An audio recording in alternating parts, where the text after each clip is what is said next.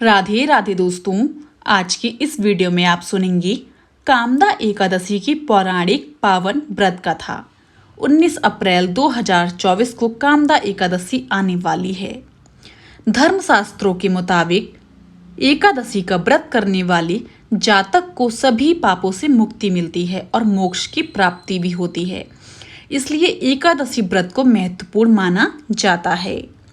हिंदू धर्म में एकादशी व्रत को बहुत ही महत्वपूर्ण और फलदायी माना गया है। हर माह 2 एकादशी व्रत आते हैं और इस तरह साल में कुल 24 एकादशी व्रत होते हैं। दोस्तों, प्रत्येक माह की एकादशी का अपना खास महत्व होता है। चैत्र माह के शुक्ल पक्ष की एकादशी को कामदा एकादशी कहा जाता है और इस साल यह व्रत 19 अप्रैल 2024 को पड़ रहा है, जैसा कि मैंने आप सबको बताया। कामदा एकादशी का व्रत रखने वाले जातक पर भगवान विष्णु जी अपनी सदैव कृपा बरसाते हैं और उसकी हर मनोकामनाओं को पूर्ण करते हैं। कामदा एकादशी व्रत की कथा पहली बार भगवान श्री कृष्ण ने धर्मराज युधिष्ठिर को सुनाई थी, इसलिए पूजा के दिन इस व्रत कथा को अवश्य पढ़ना चाहिए। आइए शुरू करते हैं कामदा एकादशी की पौराणिक व्रत कथा। पौराणिक कथा के अनुसार भोगीपुर नाम का एक नगर था जहाँ के राजा पुंडरीक थे। इस नगर में अप्सरा, किन्नर और गंधर्व रहते थे। इसके अलावा नगर में अत्यंत वैभवशाली स्त्री ललिता और पुरुष ललित रहते थे। दोनों के बीच बड़ा प्रेम था और वह दोनों एक दूसरे से चाह कर भी अलग नहीं रह पाते थे।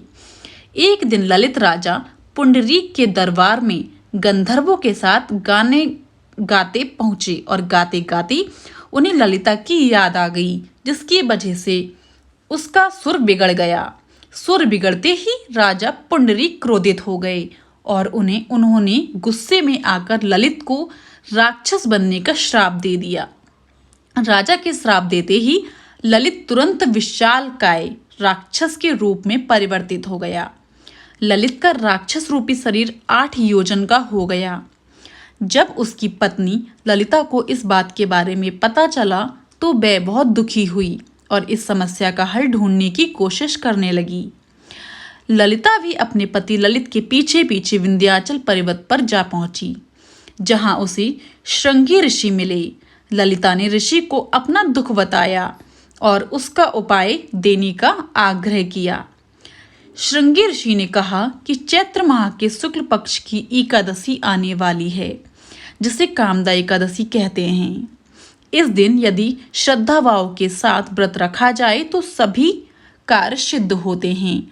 यदि तुम ये व्रत रख लो तो तुम्हारा पति राक्षस योनि से मुक्त हो जाएगा। श्रृंगी ऋषि की बात सुनकर ललिता व्रत करने के लिए तैयार हो गई और एकादशी आने पर उसने विधि विधान से व्रत किया। इसके बाद द्वादशी के दिन ब्राह्मण को भोजन कराने के बाद दान किया। ललिता एकादशी का व्रत रखती और भगवान से उसका फल अपने पति को देने का आग्रह करती। ललिता प्रार्थना करती कि हे प्रभु, मैंने जो व्रत किया है इसका फल मेरे पति को प्राप्त हो और वह राक्षस योनि से मुक्त हो जाए।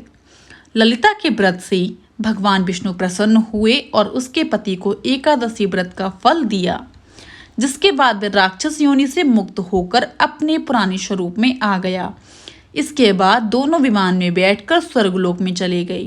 कहते हैं कि कामदा एकादशी का व्रत रखने वाले जातक की सभी कष्ट मिट जाते हैं और इस व्रत कथा को पढ़ने व सुनने वाले को पुण्य फल की प्राप्ति होती है। दोस्तों, यहीं पर हमारी कामदा एकादशी की पौराणिक व्रत कथा समाप्त होती है।